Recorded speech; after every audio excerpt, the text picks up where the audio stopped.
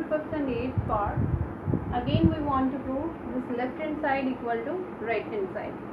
Now by taking left hand side, this term is sin A plus cosecant A whole square plus cos A plus secant A whole square.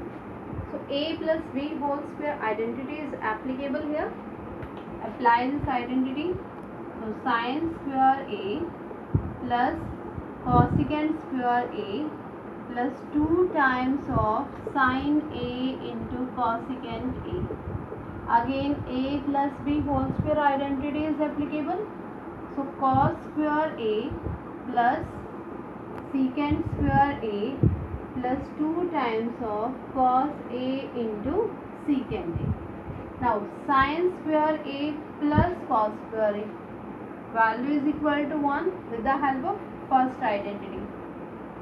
And here this term is 2 times of sin A into cosecant A. And we know that cosecant A is the reverse of sin A plus, and again 2 cos A into secant A can be written as 2 cos A and secant A can be written as 1 upon cos A. So which term is left? Plus cosecant square A and plus secant square A. Sin A cancel out, cos A cancel out. So this term is 1 plus 2 plus 2 plus. Now this term is in terms of cosecant and secant, but our result means our right hand side is in terms of tangent and chord. So again we have to convert these cosecant and secant in terms of tangent and chord. Okay. Now what is our secant identity? Secant identity is 1 plus tangent square A equal to secant square A, and third identity is 1 plus chord square A equal to cosecant square A. So by using these identities we obtain what is the value of cosecant square A? Cosecant square A is 1 plus chord square A, and again what is the value of secant square A? Secant square A is 1 plus tangent square A.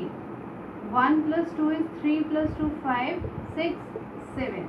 So this term is 7 plus chord square A plus tangent square A, and this is the required value, means this value is equal to right hand side.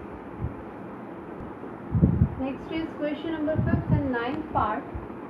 Again left hand side equal to right hand side, we want to prove this condition. Now by taking again left hand side, when we take left hand side, cosecant A minus sin A into secant A minus cos A. Convert cosecant in terms of sine, so we can write down this term as 1 upon sin A minus sin A, and secant A can be written as 1 upon cos A minus cos A. Sin A is LCM. When sin A is LCM, this term is 1 minus sin square A, and here cos A is LCM, so this term is 1 minus cos square A.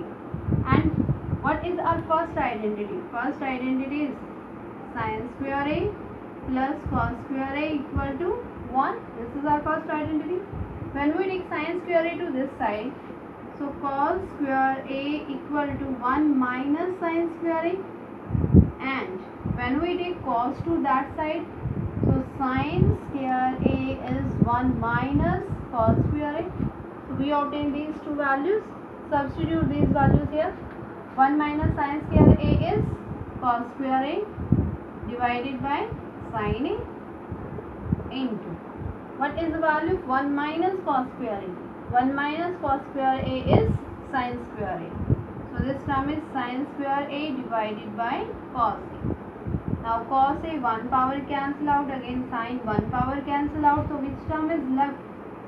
Sin A into cos A. So this is our left hand side.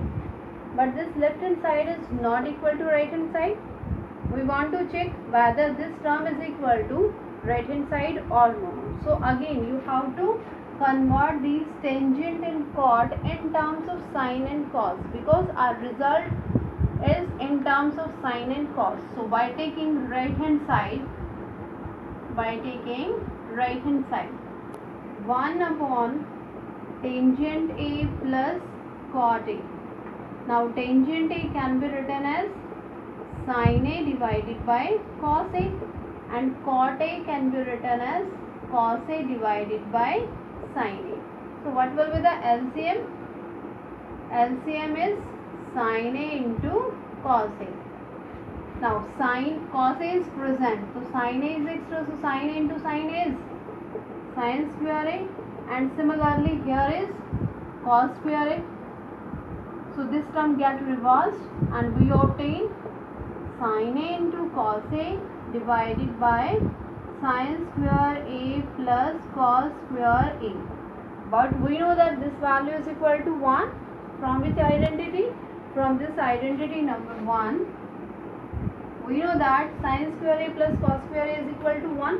When we substitute this value here, then we obtain sin A into cos A, and we can see that this value is equal to left hand side, because left hand side is sin into cos A and right hand side is also equal to sin into cos A.